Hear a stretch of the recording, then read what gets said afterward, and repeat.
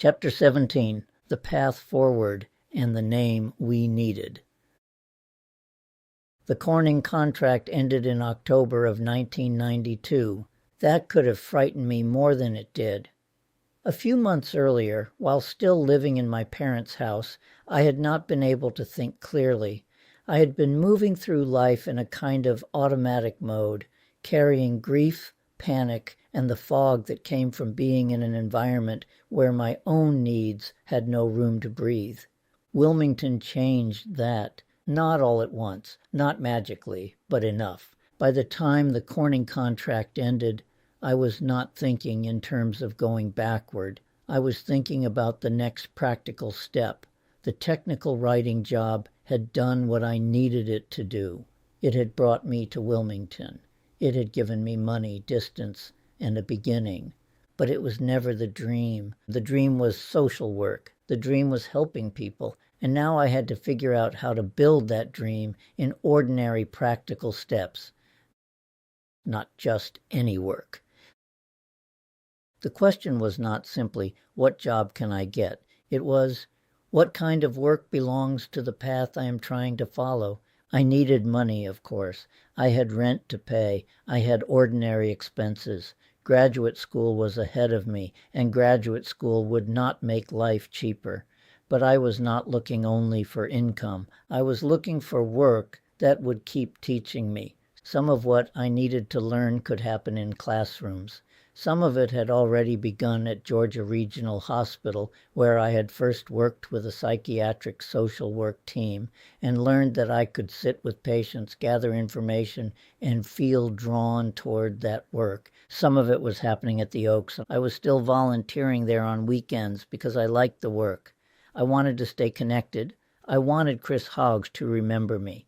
I had told him that I wanted to do my second internship there when the time came, and I meant it. That mattered. The Oaks kept me close to psychiatric social work. It kept me close to the hospital setting, to assessments, to patients, to the kind of clinical environment that had begun to feel like the right path.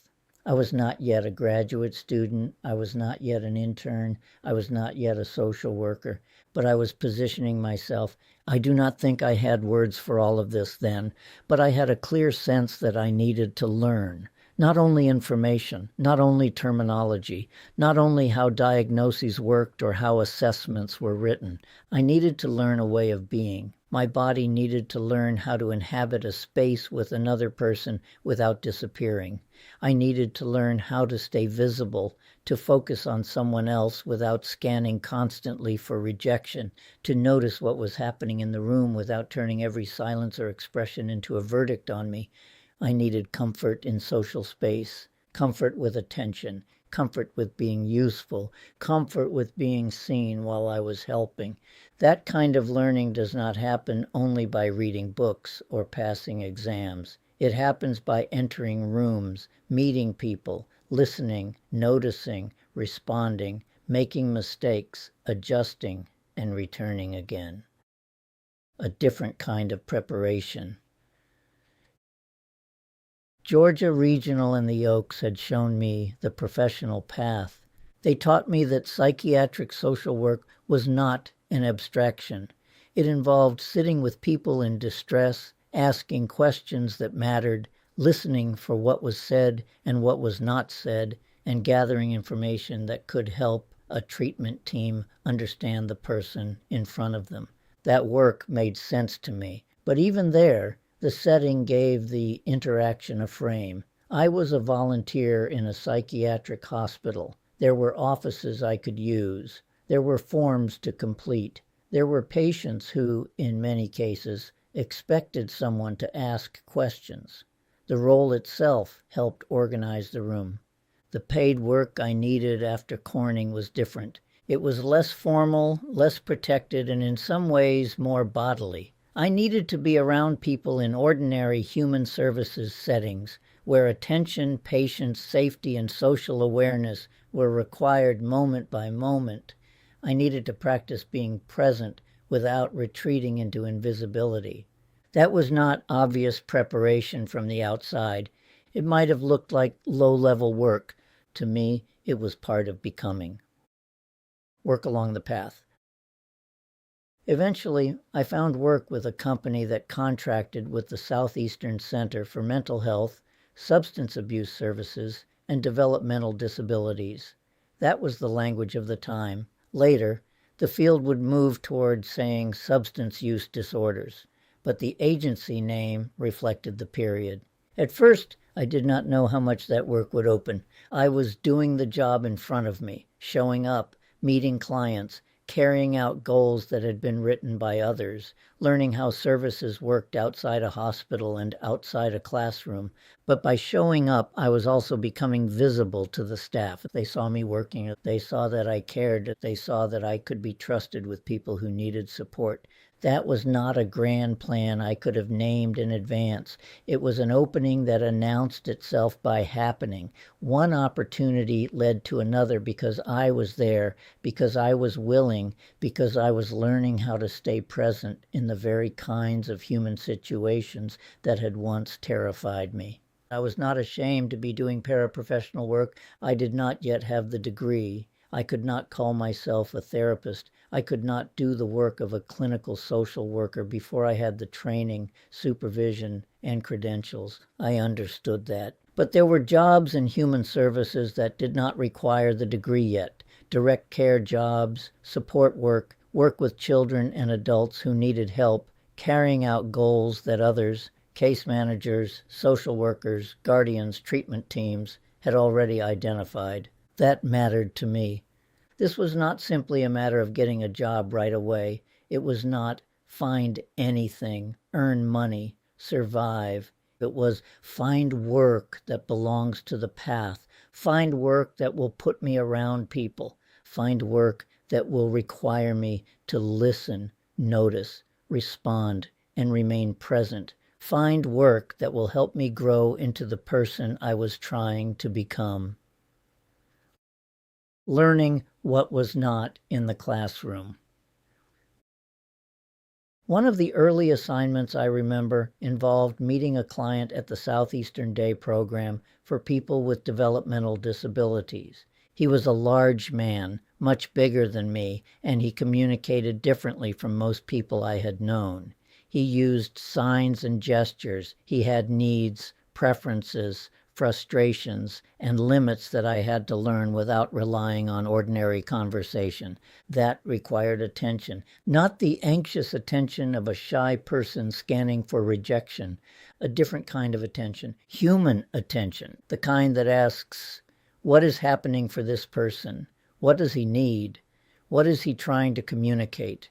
How do I help him remain safe without treating him as a problem to manage instead of a person to understand? That was learning. It may not have looked like graduate education, but it was part of my education.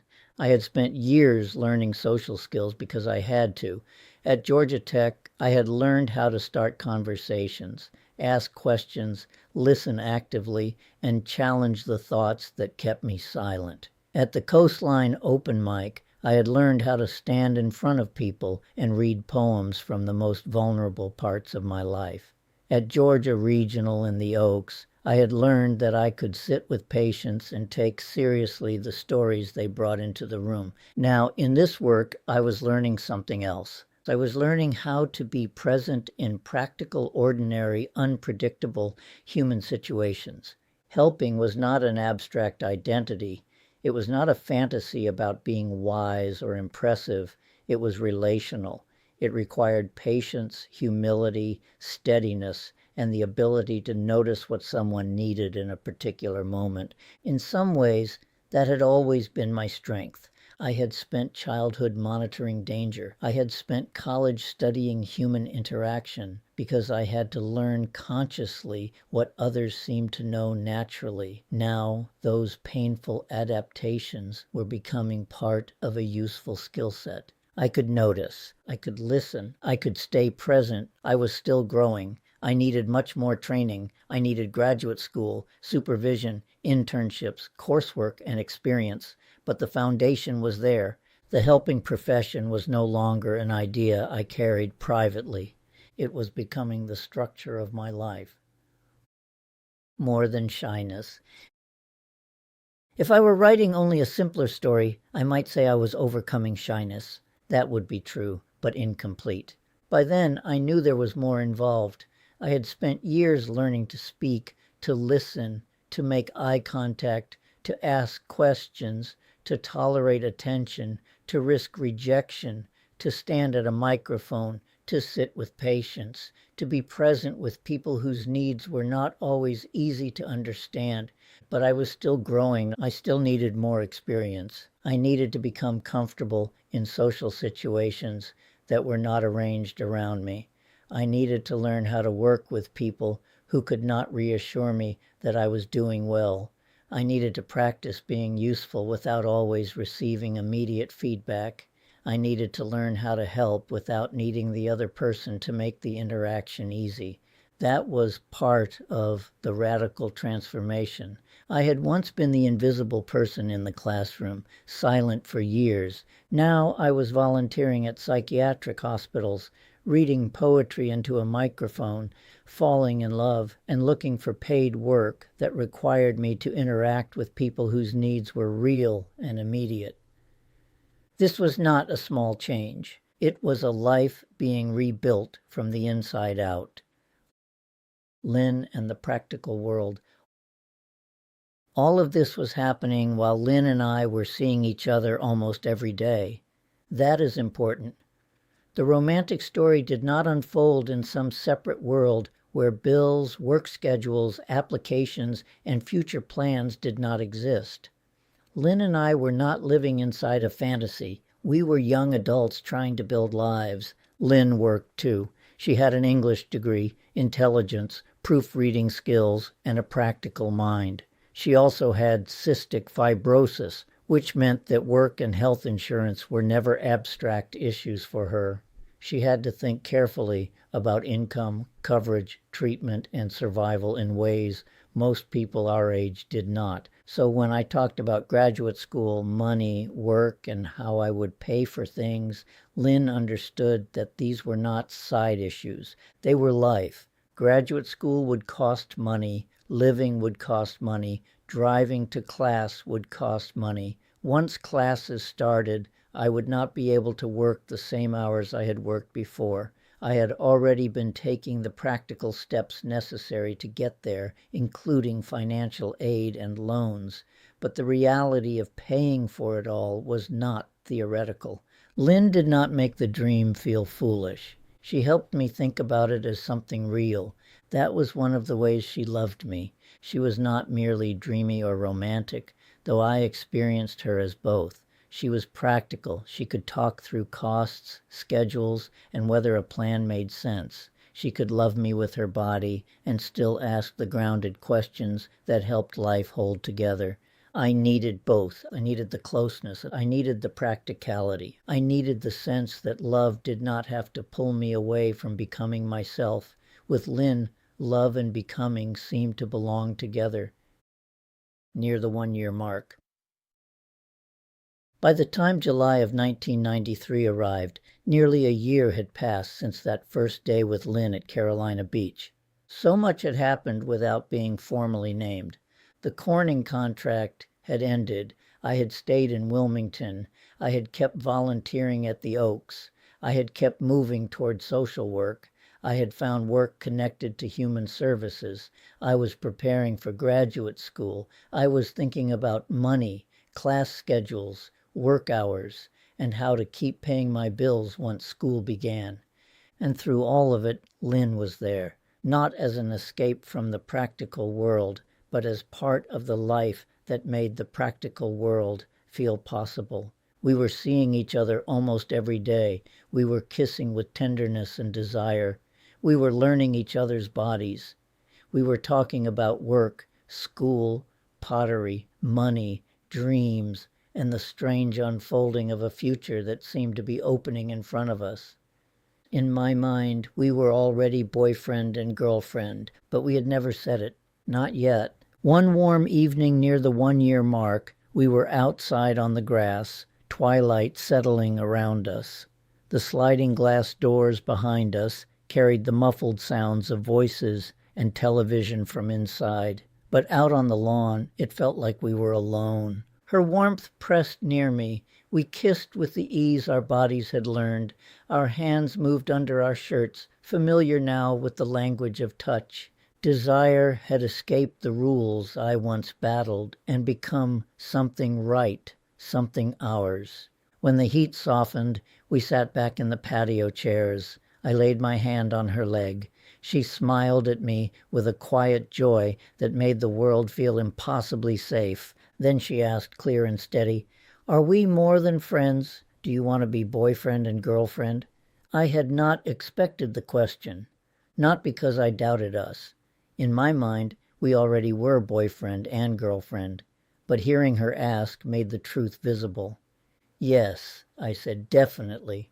I nearly added, "Wasn't it obvious?" But I caught myself. This mattered. She deserved the answer plainly. Then an old flicker of nervousness rose in me. "Is that what you want too?" "Yes," she said. I stared at her, struck by the simplicity of it. "Wow," I said. Then again, looking up into the wide, dark sky. "Wow." In that pause, where joy met relief, something burst free inside me. The words came unplanned, unstoppable. "I love you." Her smile widened. "I love you too." Simple words, but they landed in me like something sacred. We were an us. We walked back inside, hand in hand. My chest burned with anticipation. "My roommates are going to love this," I told her. "They'll be so happy for us." Donna looked up from the couch. "Hi. I have something to share," I said, unable to hide my grin. "Lynn is my girlfriend. We're boyfriend and girlfriend now." Donna smiled knowingly. "Yes, and—" Terry laughed. "Wait, this is the first time you've said that?" "Yeah," I admitted. "We just made it official." They beamed at us, warm and unguarded. Their joy bounced back at me, filling a place in me that had been hollow too long. For once I did not have to explain my happiness. I did not have to earn it. They were simply glad. I confessed how, in the beginning, I had not been sure Lynn felt the same way I did. Lynn laughed and said, "Luckily, Bruce was persistent." I grinned, because it was true. But the sweetness of that moment was not that I had chased her until she gave in. That was not what happened. The sweetness was that she had chosen me too. What we had was mutual, real, and rooted in choice. What amazed me most was that Lynn had brought it up. For so much of my life, I had imagined that I would need someone else to make the first move, someone else to see me first, someone else to make the relationship possible.